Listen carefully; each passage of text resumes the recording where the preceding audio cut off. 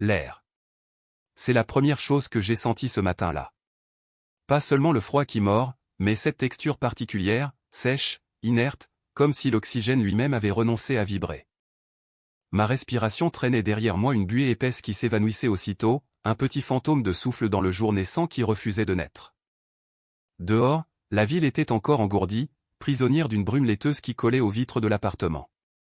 Les premières lumières oranges des réverbères luttaient contre le gris pâle du ciel, projetant des ombres longues et déformées sur l'asphalte gelé en bas. Rien ne bougeait. Pas un bruit de voiture, pas le crissement d'un camion poubelle, même le vent s'était tu, laissant un silence si profond qu'il me faisait mal aux oreilles. Un silence qui n'annonçait rien de bon, un silence qui ne préfigurait pas une aube nouvelle, mais plutôt le gel définitif d'un cycle. Mes doigts, engourdis malgré la chaleur du café qui s'évaporait lentement dans ma tasse entre mes mains, traçaient des arabesques sur la surface lisse de la table de la cuisine. Une table en bois clair, que nous avions choisie ensemble, Adeline et moi, un samedi après-midi pluvieux il y a 7 ans. Elle avait ri ce jour-là, ses cheveux roux brillants sous la lumière blafarde du magasin de meubles, ses yeux pétillants d'une joie simple. C'était le début de tout. Aujourd'hui, elle n'était qu'un morceau de bois froid, sur lequel reposait la seule chose qui comptait désormais, une pile de papier. Les documents. Le divorce.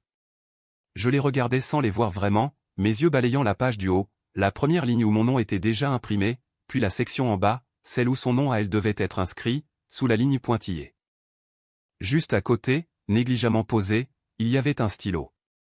Un bête stylo bille bleu, celui qu'elle utilisait pour ses mots croisés du dimanche, celui qui avait traîné sur son bureau pendant des mois, rempli de l'encre de 1000 broutilles. Maintenant, son but était de sceller la fin.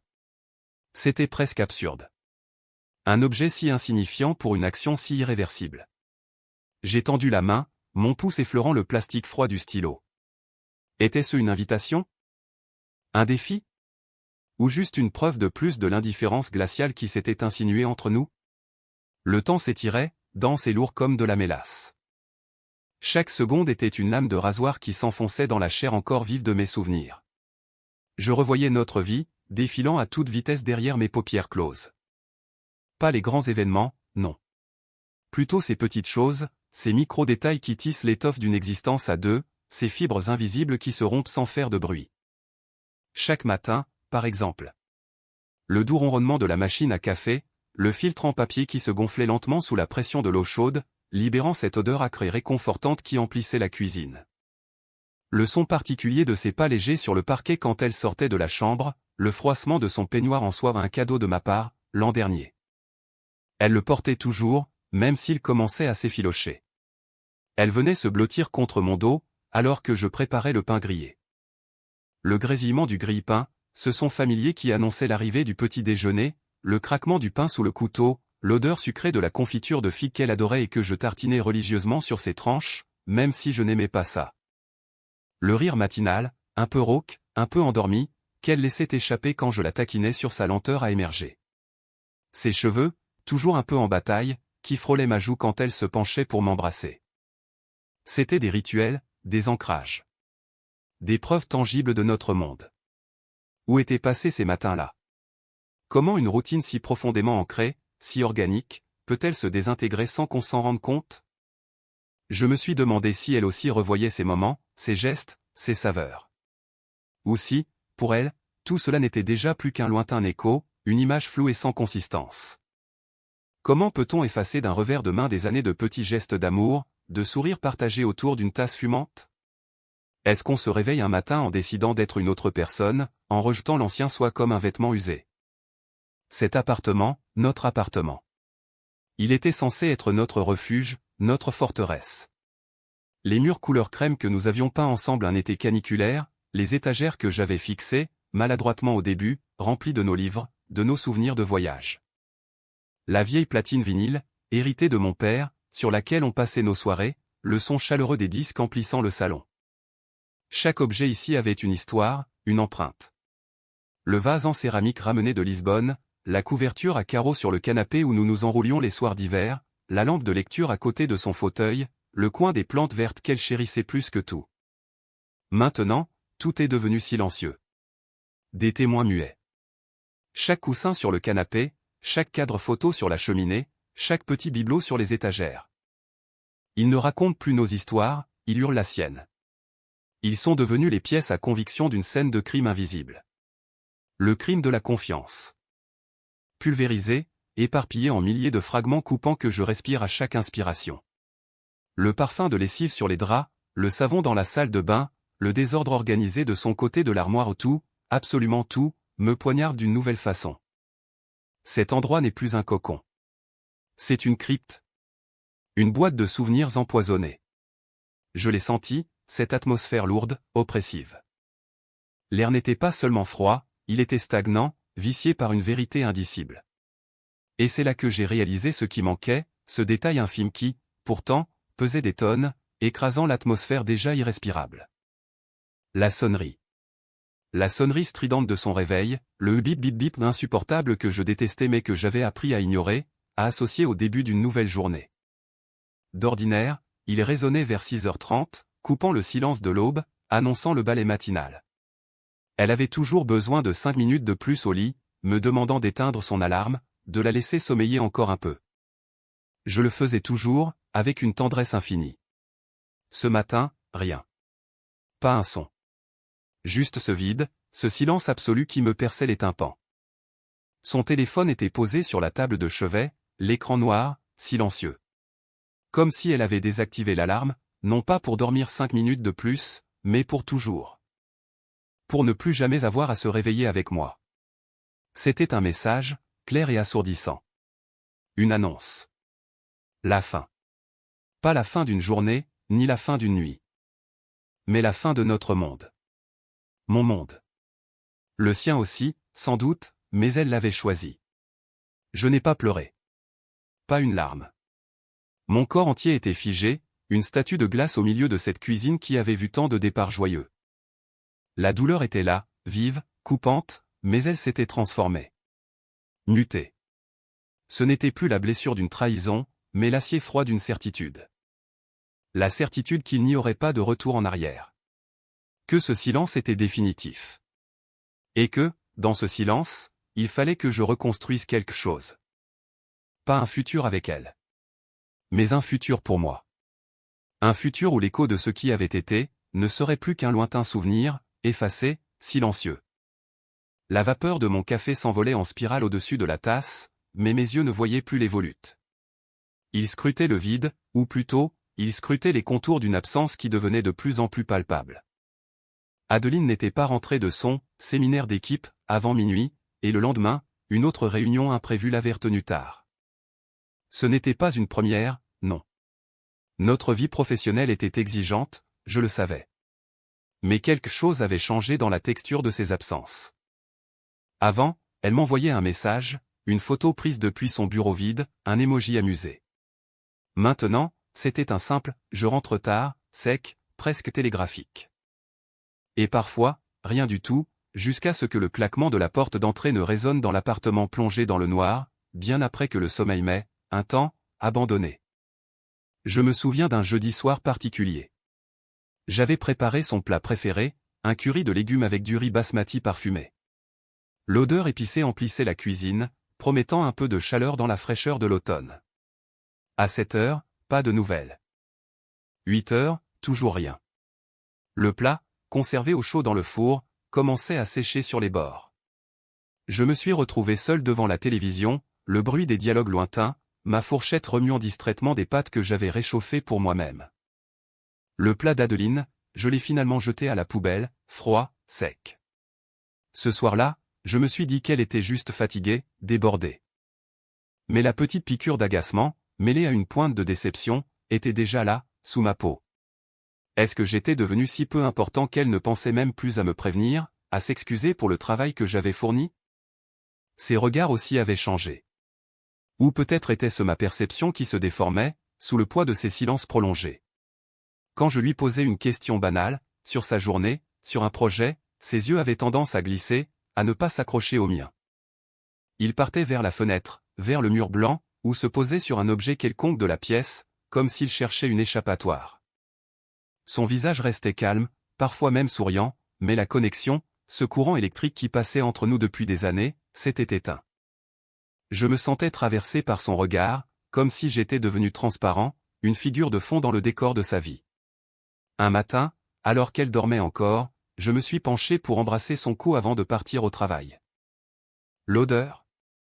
Ce n'était pas son parfum habituel, ce mélange subtil de vanille et de musc que je reconnaissais entre mille. C'était plus fort, plus fleuri, presque agressif. Une fragrance étrangère qui s'était accrochée à sa peau, comme une tache qu'on n'arrive pas à faire partir. Mon cerveau, sans que je le veuille, a immédiatement cherché une explication rationnelle. Échantillon de parfum reçu au bureau? Une collègue qui aurait eu la main lourde en lui faisant la bise? La rationalisation était une forteresse que je m'étais construite pour repousser l'assaut des doutes. Mais la brèche était là, une petite fissure invisible, mais persistante. J'ai essayé de chasser l'image, l'odeur, de mon esprit, mais elle est restée, une brûlure lente et acide au fond de ma gorge. Ce qui m'a vraiment figé, c'est son téléphone. Un objet qui, paradoxalement, nous avait toujours rapprochés par nos messages et nos photos partagées, est devenu l'épicentre de ma terreur silencieuse. Un soir, elle l'avait laissé sur la table basse pendant qu'elle allait se doucher. Il a vibré. Un message. Je n'ai pas bougé. Je n'ai pas respiré. Mon cœur a fait un bond violent dans ma poitrine, une sensation presque physique. Puis, elle est revenue, ses cheveux enveloppés dans une serviette, un sourire détendu sur le visage. Elle a attrapé le téléphone, l'a déverrouillé, et j'ai vu son pouce effacer un message avec une rapidité déconcertante. C'était une fraction de seconde, un mouvement anodin pour quelqu'un d'autre.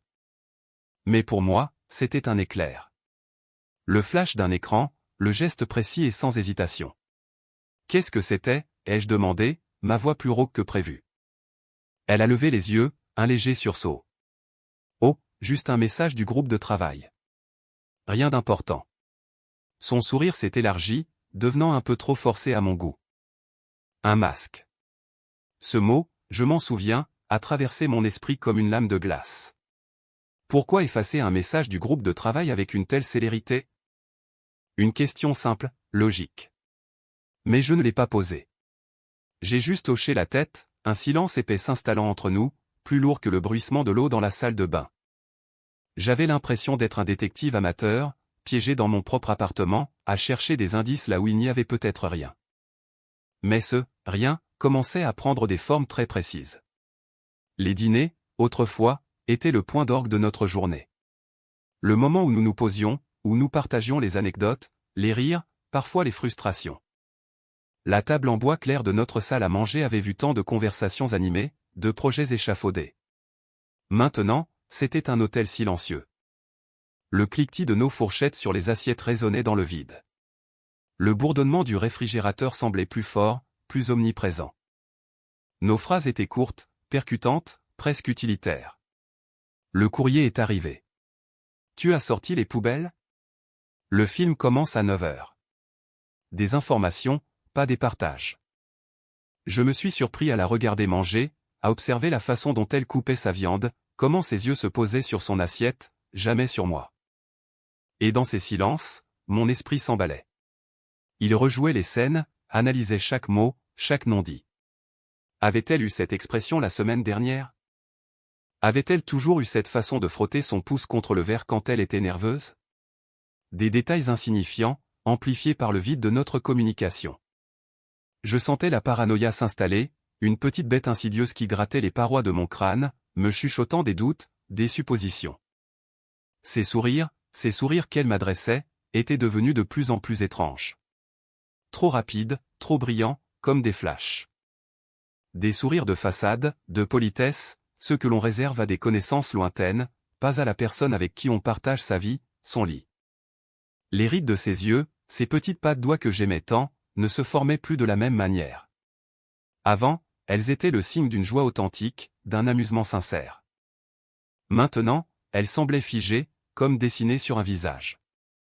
J'avais l'impression de parler à une actrice, bien qu'elle soit une mauvaise actrice, tant le jeu était devenu transparent à mes yeux de spectateur tourmenté. Je me demandais si elle se rendait compte de l'épaisseur de la glace qui se formait entre nous. Si elle sentait ce froid, cette distance. Ou si elle était tellement absorbée par son autre vie, par cet autre monde que je devinais sans le connaître, qu'elle ne voyait plus les fissures qui s'élargissaient dans notre fondation. Mes nuits étaient agitées. Le sommeil me fuyait souvent, remplacées par des boucles infinies de pensées. J'analysais des conversations anodines du mois précédent, cherchant le moment où la dérive avait commencé. Cherchant le point de non-retour. Quand était ce que nous avions cessé d'être, nous, pour devenir deux entités parallèles, évoluant sous le même toit sans jamais vraiment se croiser?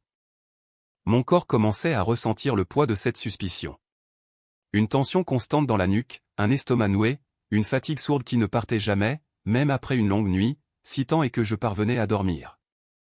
Chaque jour, la toile de doute se tissait un peu plus serrée. Chaque interaction, chaque silence, chaque odeur, était désormais filtrée par cette lentille déformante de la paranoïa. Je me sentais seul, terriblement seul dans cette maison qui n'était plus un foyer, mais une scène d'enquête où je cherchais des preuves contre la femme que j'aimais, ou que je croyais aimer. Et la plus grande des tortures était de ne pas savoir si j'étais en train de devenir fou, ou si la vérité, cette vérité que je craignais tant, était simplement en train de m'ouvrir les yeux. Le souffle court qui m'avait accompagné depuis des semaines, ce murmure constant de doute au creux de mon estomac, il s'est tu d'un coup. Pas un soulagement. Plutôt le silence assourdissant d'un moteur qui cale en pleine course, au milieu de nulle part. C'était une fin de journée banale, la lumière de fin d'automne s'étirait, jaune et fatiguée, sur les immeubles de verre. Je venais de boucler mon dossier sur le projet Phoenix, le plan de financement final, une montagne de chiffres que j'avais sculpté pendant des jours. Mon cerveau était encore embrumé par les colonnes d'Excel, mes yeux piquaient. J'avais juste envie de rentrer, de laisser mes chaussures près de la porte et de ne penser à rien d'autre qu'au silence de l'appartement. Mon chemin me ramenait invariablement par la rue des Martyrs, une artère vivante que je connaissais par cœur. Les odeurs de café fraîchement moulu se mêlaient à celles du pain chaud des boulangeries, le bruit des klaxons à celui des conversations animées qui débordaient des terrasses. Mes pas étaient lourds, une sorte de lassitude m'enveloppait, pas tant physique que morale. Les soirées avec Adeline étaient devenues des performances silencieuses, des duels de regards esquivés, des repas avalés sans saveur. Je m'attendais à rentrer chez moi et à trouver une note ou rien du tout ou une nouvelle absence, un signe de plus qu'elle n'était pas là. C'était devenu ma norme, ma résignation quotidienne. J'avais presque appris à respirer sous l'eau, à accepter cette noyade lente. Je longeais la façade vitrée d'un petit café que nous avions découvert ensemble, il y a des années. Le genre d'endroit où le barista connaissait nos noms, nos commandes. Un de ces lieux qui avait vu naître nos rires, nos projets. Je me suis arrêté un instant, machinalement. Peut-être pour ajuster le col de ma veste, peut-être pour laisser passer le flux de piétons qui se pressaient derrière moi. Mon regard, par habitude, s'est posé sur le reflet de la rue dans la vitrine. Le ciel orangé, les néons qui commençaient à s'allumer, ma propre silhouette, un peu floue, un peu perdue. Et puis, derrière mon reflet, astérisque leur astérisque reflet. Ce n'était pas une image directe. C'était distordu par le verre, les lumières de la rue, le mouvement des passants. Mais l'éclairage intérieur du café était suffisant pour révéler les contours, les couleurs. Adeline. Assise à une petite table ronde près de la fenêtre, le dos à la rue, face à l'homme que j'avais tant redouté de voir, mais que je n'avais jamais réellement identifié. Il était grand, ses cheveux sombres et un sourire que je n'avais pas vu sur le visage d'Adeline depuis des mois. Un rire, oui, elle riait. Une main posée sur la sienne, une caresse furtive que le reflet ne pouvait pas masquer. Leur proximité était si naturelle, si dénuée d'effort, que mon propre corps s'est transformé en pierre. Le monde autour de moi s'est figé. Le tintement des verres, le vrombissement des voitures, les bribes de conversation, tout a été aspiré dans un vide immense, silencieux. Je ne sentais plus le froid de l'air sur ma peau ni la pression des gens qui me bousculaient doucement pour passer. Mon cœur a cessé de battre, ou du moins, c'est ce que j'ai cru. Une douleur fulgurante, aiguë, m'a transpercé la poitrine, comme si une lame invisible avait déchiré quelque chose d'essentiel en moi. J'ai essayé de respirer, mais l'air était devenu épais, insaisissable. Un vertige m'a pris, la rue a basculé. Est-ce que je tenais encore debout? Je ne savais plus. Je les regardais, à travers le miroir déformant de la trahison. Adeline était si lumineuse, si vivante avec lui. Son visage était détendu, son regard pétillant d'une joie que j'avais tant cherchée en vain ces derniers temps, une joie qu'elle semblait ne plus avoir pour moi. Leurs têtes étaient penchées l'une vers l'autre, une bulle d'intimité inviolable. Il lui disait quelque chose, et elle riait de nouveau, un rire franc, sans arrière-pensée, sans la moindre trace de la femme distante et souvent irritée que je ramenais à la maison. Je n'ai pas eu besoin d'entendre les mots pour comprendre la profondeur de leur complicité. Le langage de leur corps, leurs gestes, leurs regards échangés était une preuve irréfutable, un serment silencieux qu'ils se faisaient, et qui venait de me déchirer. Je voulais hurler, briser cette vitrine, les arracher de leur bulle. Je voulais la confronter, lui demander pourquoi, comment elle avait pu. La rage montait, acide et amère, au fond de ma gorge. Mais aucune parole ne sortait. Ma bouche était sèche, ma langue lourde. Une partie de moi, plus froide, plus pragmatique, m'a retenu. À quoi bon? Les mots n'auraient pas changé ce que je venais de voir. Ils n'auraient pas effacé la main posée sur la sienne, le rire échangé. Ils n'auraient pas ramené la confiance. Ils n'auraient fait que prolonger l'agonie. Je suis resté là, un fantôme sur le trottoir, le temps d'une éternité, à les regarder vivre une vie qui aurait dû être la mienne. La vision s'est imprimée dans ma rétine, un cliché indélébile, net et cruel. Le déclic, quand il est venu, n'a pas été un éclair de colère pure, mais une lente dissolution de toutes les émotions parasites. La douleur a commencé à se rétracter, à se condenser en un point dur, froid, au centre de ma poitrine. L'engourdissement s'est étendu à mes membres, un voile épais m'a enveloppé. Je me suis détourné, non pas par faiblesse, mais par un étrange instinct de survie. Chaque pas que je faisais pour m'éloigner du café était mécanique, comme si un autre moi tirait les ficelles. Le corps était là, mais l'esprit s'était déconnecté, s'était réfugié quelque part où la douleur ne pouvait pas l'atteindre. Je ne sentais plus mes pieds frapper le sol, je ne voyais plus les visages des gens.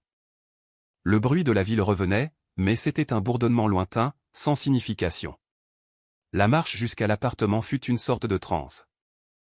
Les clés qui tintèrent dans ma main, le grincement de la porte d'entrée, tout me semblait étranger. L'odeur familière de notre chez nous, un mélange de bois ciré et de son parfum, celui qu'elle portait astérisque avant astérisque, m'a frappé comme une gifle. Cet appartement, ce refuge, était devenu le tombeau de notre histoire. Je me suis tenu au milieu du salon, immobile, les yeux vides. Le crépuscule filtrait par la fenêtre, jetant des ombres longues et déformées sur les meubles que nous avions choisis ensemble. Chaque objet, chaque souvenir, chaque photo souriante affichée sur l'étagère, tout me renvoyait l'image de ce que j'avais perdu, de ce qui n'avait jamais été aussi réel que je l'avais cru. La douleur a reflué par vagues, mais cette fois, elle était différente. Moins une lame, plus un poids écrasant. Les larmes sont montées, chaudes, piquantes, mais elles sont restées prisonnières. J'ai senti mes muscles se contracter, ma mâchoire se serrer à en faire mal. Je voulais crier, frapper, me rouler par terre, mais une force invisible me maintenait debout, droit, rigide. C'était la douleur du silence, la douleur de l'acceptation. Et puis, au lieu de me briser, elle a commencé à se transformer. Lentement, insidieusement. Je me suis assis sur le canapé, le cuir froid sous mes mains, et j'ai fixé le mur blanc devant moi. Mon regard est tombé sur un cadre photo. Adeline et moi, au lac Majeur, il y a 3 étés. Nos visages étaient jeunes, insouciants, remplis d'un amour qui me semblait maintenant une invention cruelle. C'est là, en regardant mon propre sourire figé, que la froideur s'est installée. La trahison n'était plus une blessure ouverte, mais une maladie incurable. Et comme toute maladie, elle exigeait une réponse. Pas une guérison, mais une amputation. Ce n'était plus de la rage. La rage est impulsive, bruyante, désordonnée. Ce qui m'habitait, c'était une clarté glaciale. Une détermination implacable. La femme que j'avais aimée n'était qu'une illusion. La vie que j'avais bâtie était un château de cartes. Et maintenant, il était temps de tout démonter, pièce par pièce. De ne laisser aucune trace de son passage, aucune de ses racines, de ses ramifications. Je ne cherchais plus le réconfort, ni les explications. Ces choses-là appartenaient à un passé qui venait d'exploser. Le vent sifflait dehors, un chant lugubre qui semblait porter le dernier soupir de mon ancienne vie. Il claquait contre les fenêtres, faisant frissonner les rideaux. Il était le seul témoin de ma transformation. Je me suis levé. Mes mouvements étaient lents, précis. Mon esprit, d'habitude si encombré, était vide de toute émotion, mais plein d'une logique nouvelle. Une logique impitoyable. J'ai pensé au papier sur la table de la cuisine, ce que j'avais signé ce matin. C'était la première étape. Mais ce n'était pas suffisant. Loin de là. Je me suis dirigé vers mon bureau, mon esprit déjà en marche. Mon ordinateur, noir et silencieux, m'attendait. Ce soir-là, je ne dormirai pas. Ce soir-là, je ne pleurerai pas. Je commencerai à reconstruire, non pas une vie, mais une vengeance. Une vengeance chirurgicale, silencieuse, qui ne laisserait aucune place au doute, aucune possibilité de retour. J'allais l'effacer, de ma vie, de notre monde, de son monde. Le stylo glissait sans un bruit sur le papier glacé, un son trop doux pour marquer l'encre indélébile que je traçais. Je sentais le grain du document sous mes doigts, l'odeur métallique de l'encre fraîche qui se mêlait à l'air froid de l'appartement. Ce n'était pas un acte impulsif, pas une explosion de rage. C'était un geste mesuré, chirurgical, l'aboutissement logique de mes nuits blanches passées à regarder le plafond, les yeux secs, à disséquer chaque souvenir, chaque silence d'Adeline. La pointe du bic noir courait le long de la ligne pointillée, épousant les contours de mon nom, puis ceux de son futur ex-nom. Mon cœur ne battait pas plus vite, mes mains ne tremblaient pas. C'était une froide symphonie d'adieu, écrite avec la précision d'un notaire et la détermination d'un homme qui avait enfin accepté le naufrage. J'ai replié les papiers avec soin, créant des plis nets et précis qui marquaient la fin d'une ère. Je les ai déposés, non pas avec brutalité, mais avec une déférence macabre, au centre de la table de la cuisine. À côté, j'ai laissé le stylo, noir lui aussi, posé parallèlement au dossier, comme une invitation muette, une scène préparée pour son retour. L'endroit était choisi avec minutie, l'épicentre de nos matins autrefois partagés, là où le café fumait et le pain grillé craquait. Un lieu de rituel doux et trompeur. J'imaginais son visage quand elle verrait ça. Le choc, la confusion, puis peut-être la peur. Ce n'était pas ma vengeance finale, juste l'ouverture. Le coup d'envoi d'un match que j'allais jouer seul, sans spectateur, jusqu'à l'extinction complète de sa lumière dans ma vie. L'odeur du café, préparé pour une seule personne ce matin-là, emplissait la pièce. Amère, forte, elle ne masquait rien. Elle soulignait le vide, le silence assourdissant qui s'était installé avec la nuit. J'ai bu ma tasse, lentement, en regardant la fenêtre. Dehors, les premières lueurs de l'aube peinaient à percer le gris du ciel, jetant une lumière blafarde sur les toits humides. La condensation se formait en perles fines sur la vitre, des larmes froides que le monde extérieur semblait verser à ma place. Je n'avais plus de larmes à offrir, plus de colère à cracher. Seulement cette détermination tranquille, implacable, qui avait pris racine au plus profond de mon être. Mon réseau professionnel, tissé avec patience et rigueur pendant 15 ans, était ma prochaine cible. Je travaillais dans l'ingénierie logicielle, un monde où la réputation valait de l'or, où un mot bien placé pouvait ouvrir des portes ou les verrouiller à jamais. Adeline y évoluait aussi, dans une entreprise concurrente, mais nos chemins se croisaient souvent dans les cercles de l'industrie. J'avais des contacts. Marc, par exemple, un ancien collègue devenu un ponte dans le recrutement, un homme avide de potins d'affaires, mais surtout, quelqu'un qui appréciait ma discrétion et mon analyse toujours pertinente des dynamiques du marché. Je savais qu'il était le premier domino à faire tomber.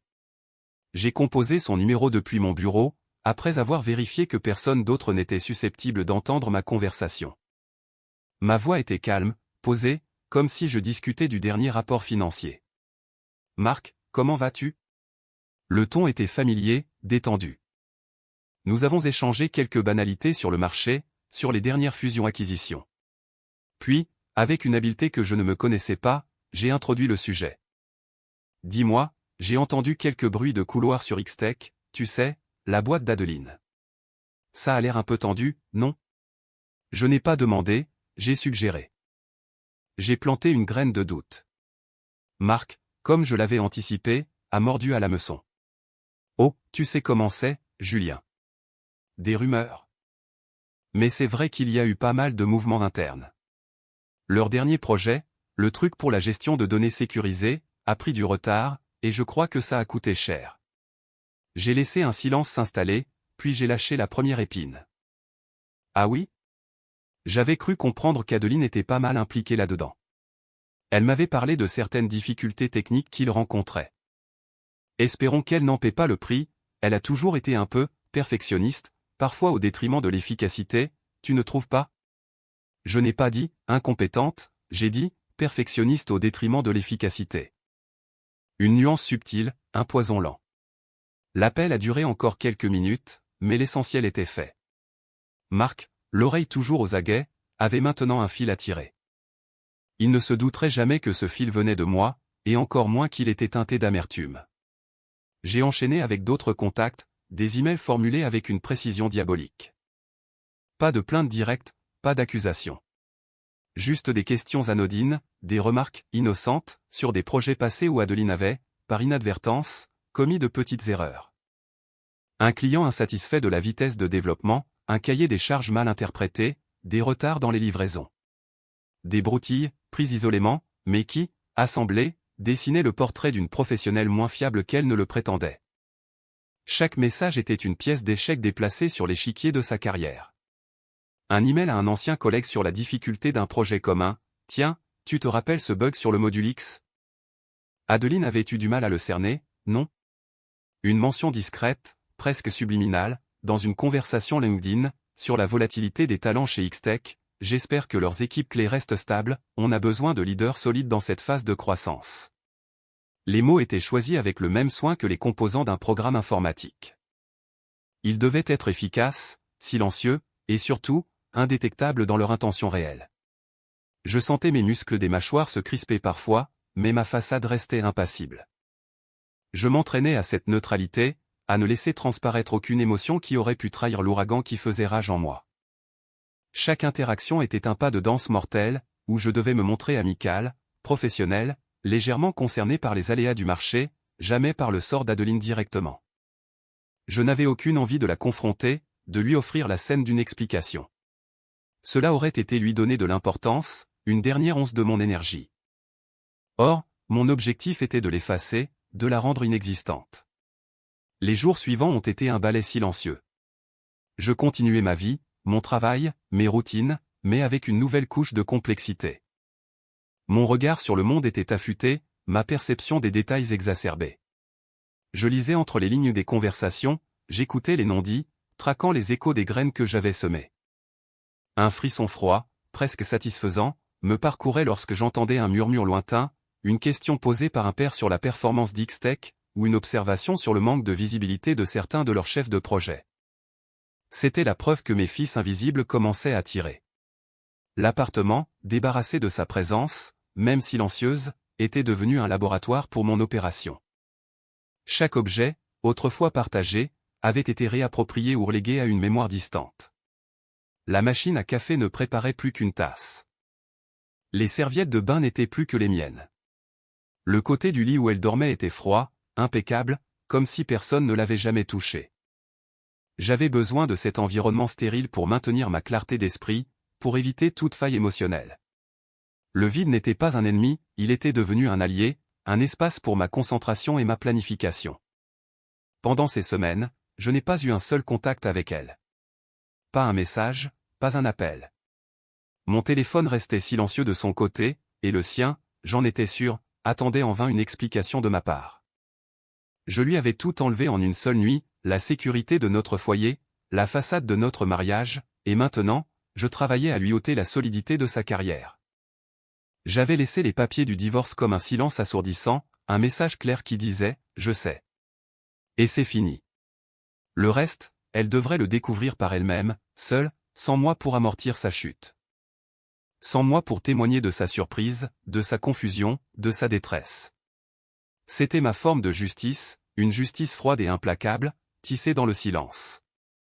La nouvelle est arrivée par un détour, comme un souffle froid glissant sous une porte pourtant calfeutrée. Je n'avais pas cherché à savoir, pas un instant. Mon attention s'était recentrée, resserrée sur les contours de mon propre monde. Mais les murs ont des oreilles, et les réseaux, des langues. C'est Marc, cet ancien collègue, celui-là même qui, sans le savoir, avait servi d'amplificateur à mes murmures calculés, qui m'a envoyé un message lapidaire, presque anodin.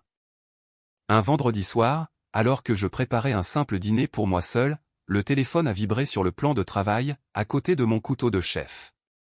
Une notification sans importance, un flux d'informations continu que je ne lisais plus vraiment. Mais cette ligne, elle a accroché mon regard. « Tu as entendu pour Adeline ? » Pas de chance, l'entreprise l'a remercié. Un peu brutal, non ? Mon couteau s'est figé au-dessus de l'oignon. Le geste suspendu, l'air qui s'est raréfié dans la cuisine. Pas de surprise, pas de satisfaction triomphante, juste une acceptation froide et inéluctable. Comme si j'avais attendu que le dernier domino tombe, et qu'il l'avait fait, avec un bruit à peine perceptible. Le cœur n'a pas accéléré, le sang n'a pas martelé mes tempes. Rien. Un vide. Le même vide que le ciel hivernal, immense et indifférent. J'ai posé le couteau, essuyé mes mains sans hâte. Mon regard a parcouru la cuisine, les ustensiles rangés, le verre d'eau sur la table. Tout était à sa place. Tout était en ordre. Comme les pièces d'un puzzle assemblé. J'ai senti le poids du téléphone dans ma main. La tentation de répondre, de demander des détails, de sonder les profondeurs de sa chute, a été une pensée fugace, vite balayée. À quoi bon? Les détails ne changeraient rien à l'équation. Ils n'ajouteraient rien au silence que j'avais déjà commencé à cultiver. J'ai ouvert l'application de messagerie, je suis allé sur son profil. Le bouton bloqué a clignoté, presque une invitation. Je n'ai pas hésité. Pas une seule seconde de questionnement, de doute, de nostalgie. Le passé était une entité étrangère, dont les frontières venaient d'être définitivement scellées. Le clic fut sec, définitif. Une petite vibration de confirmation.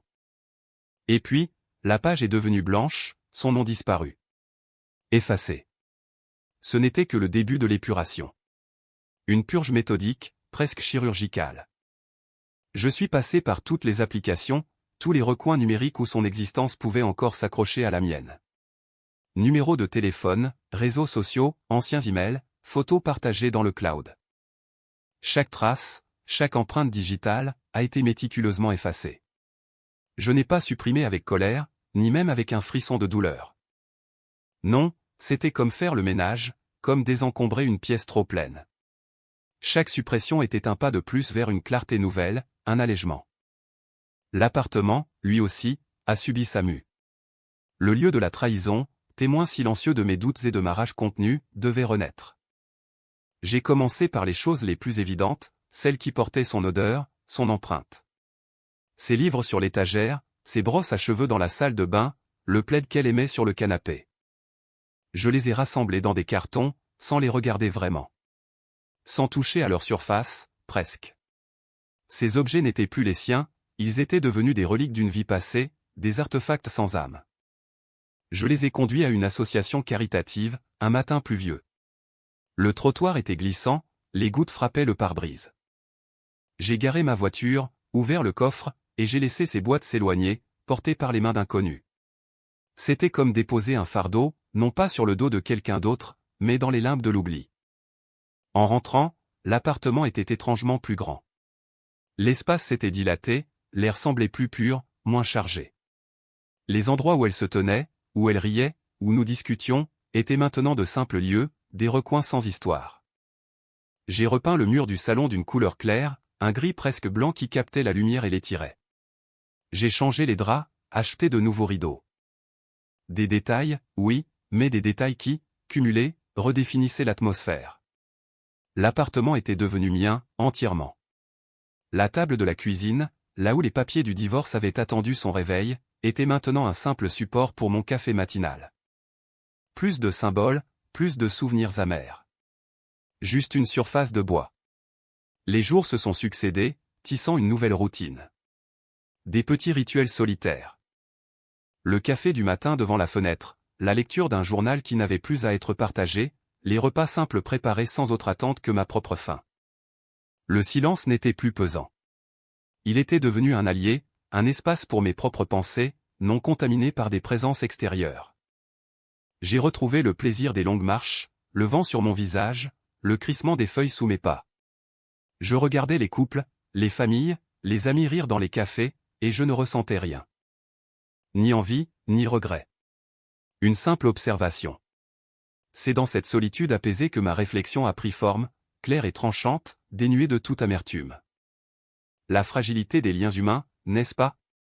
On tisse des toiles complexes, on se jure des serments gravés dans le marbre, on construit des vies autour d'une promesse. Et pourtant, un rire dans le reflet d'une vitrine, un message effacé à la hâte, une odeur de parfum étranger, suffisent à tout réduire en poussière. Les fondations que l'on croit solides ne sont que des châteaux de sable. Une rafale, un instant d'inattention, et tout s'effondre. Est-ce que nous connaissons vraiment ceux qui partagent nos draps, nos matins, nos silences? Ou est-ce que nous projetons, sur eux, des fragments de nos propres désirs, de nos propres illusions? Je me suis posé la question, sans attendre de réponse. Et cette capacité de destruction, latente en chacun de nous. Adeline avait détruit notre confiance, notre futur, notre histoire. Mais moi, j'avais aussi détruit la sienne. Non pas par explosion de rage, mais par une froide, méthodique implacabilité. Est-ce que c'était juste? Est-ce que j'avais le droit? La question m'a effleuré, mais elle a vite été balayée. Le droit, dans ces situations, est une convention humaine, souvent inopérante face à la douleur et à la trahison. Il y a la justice des hommes, et puis il y a l'équilibre des forces, la résonance des actes. Elle avait choisi de briser, j'avais choisi de reconstruire, mais sur les décombres de ce qu'elle avait laissé. Une étrange danse, n'est-ce pas? La capacité de nuire est un trait partagé, un potentiel qui sommeille, prêt à s'éveiller sous le coup de la douleur. Ce n'est ni bien, ni mal. C'est simplement humain. Une part sombre, inaliénable. La solitude, ce refuge. Pendant des années, je l'avais fui, l'avais conjuré par la présence d'Adeline, par le bruit de nos vies entremêlées. Aujourd'hui, elle était ma compagne, ma protection. Non pas une solitude subie, pleine de larmes et de manque, mais une solitude choisie, assumée. Le silence n'était plus un vide à combler, mais un espace à habiter. Un espace où je n'avais plus à craindre la déception, la trahison, l'effondrement. Un espace où ma vulnérabilité était gardée, protégée par l'absence d'autrui. Je n'étais pas devenu un ermite, mais un observateur. Un homme qui avait vu les profondeurs de la nature humaine, les siennes comprises, et qui avait choisi de se retirer, non pas pour fuir le monde, mais pour mieux le contempler, de loin. Mon café est maintenant froid dans ma tasse. Le soleil d'hiver s'est levé, projetant des ombres longues et fines sur le parquet. Un nouveau jour, encore un, sans attente, sans amertume. Juste la sensation de l'air frais sur ma peau, la douce brûlure du soleil sur la joue. La vie continue, oui. Mais elle est différente. Plus simple. Plus silencieuse. Plus vraie, peut-être. L'écho du vide est un chant, et j'ai appris à l'écouter.